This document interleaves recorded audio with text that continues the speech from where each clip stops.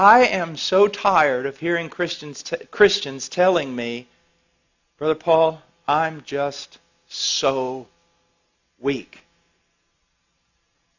And you say, well, Brother Paul, you started your sermon saying you were weak. So why can't we say it?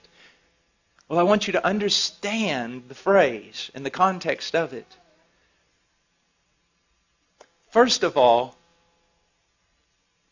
you're not weak. And I can prove it to you. In the last week, W-E-E-K, how much time did you spend grasping and striving to know God and His Word? And in prayer, knowing that apart from God and His work on your behalf, you weren't going to be able to make it. Oh, see, it's really easy to say, I'm so weak. Your problem is not that you're so weak. Your problem is that you think you're strong. And I can prove it by just looking at your devotional life. Do you see? Our problem is not that we're too weak. Our problem is that we do not recognize our weakness. Do you see that? That's why the men and women that have been most used of God throughout Christian history seem to have only one thing in common, a recognition of their weakness. Now, here's what I want to show you, and it's so, so important. Weakness is not a hindrance to power. Weakness is the catalyst to spiritual power. The problem is wrong response. So first of all, you need to recognize something. Everybody's weak. Everything that is demanded of you in the New Testament is absolutely impossible for the natural man. There you go. So now everybody's on the same level. Me, you, Spurgeon, John Piper, all of us, everyone's weak. That's it. Now you can't use weakness as an excuse anymore because everybody's just as weak. No one can do this stuff. No one. So there you go. We're weak.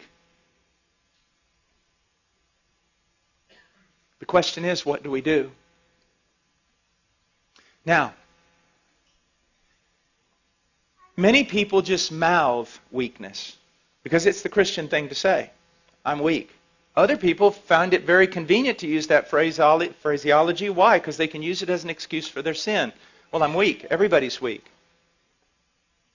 But the right mindset here is in recognizing your weakness, it drives you to God. Immediately to God. Believing in faith that He's the fountain He claims to be. That He's the source and the helper that He claims to be. That He is one of unlimited resources. That He does not greedily hand out to children, but He lavishes upon us. So see, your problem is that you're really not recognizing you're weak. Or you recognize you're weak, but you just stay there in your weakness. The thing is, your weakness ought to drive you to God every time. But here's the problem. Let's enter in with your heart condemning you and Satan helping your heart condemn you. See, I have found so many people. I saw someone last night and I dealt a long time with them. Precious little girl. She recognized her weakness. She recognized her frailty. She recognized her sin. She recognized there were some things in her life she couldn't overcome right now. But here was her problem. She would see her sin, and because of the work of the devil and sometimes our own heart condemning us, she would put herself in the penalty box every time that she sinned. Well, you can't go to God right now. You can't just keep running back to Him. I mean, you sinned yesterday and you repented and asked for forgiveness. Now you've done the same exact thing today. I mean, you run back to Him. You're just a hypocrite. You don't appreciate God. You don't have a high view of God. What do you think? God just hands out pardon to everyone?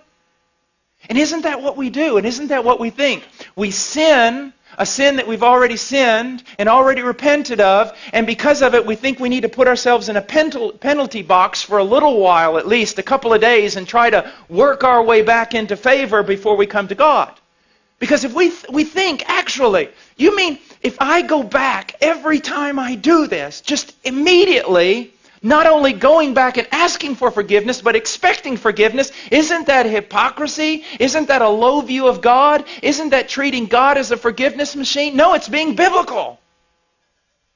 It's what poverty of spirit is supposed to do to us. Now again, I'm not preaching this, hopefully, to unconverted church people who are going to say, wow, if God's that good, I'll sin all the time and just go back and ask for forgiveness. Hopefully I'm not talking to people like that. Hopefully I'm talking to genuine Christians who really want to be something they are not yet. But when they find themselves frail and they find themselves weak and they find themselves sinning the same sin, they kind of huddle over here and wait.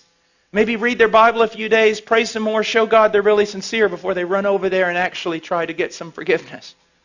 No! One of the great joys of my life is when I discovered that the moment I sin the sin I always sin, my first response ought to be to latch a hold of Christ. And not beggarly, not thinking, oh, here I am, you ought to strike me down. But no, I latch a hold of Christ saying, I believe your promises. I am in a different realm. I am free. I am a saint. I've been moved out of Adam and condemnation and law. All of it was paid for on that tree. When He died, He knew all of it. He forgave all of it. I'm free. It's absolutely spectacular.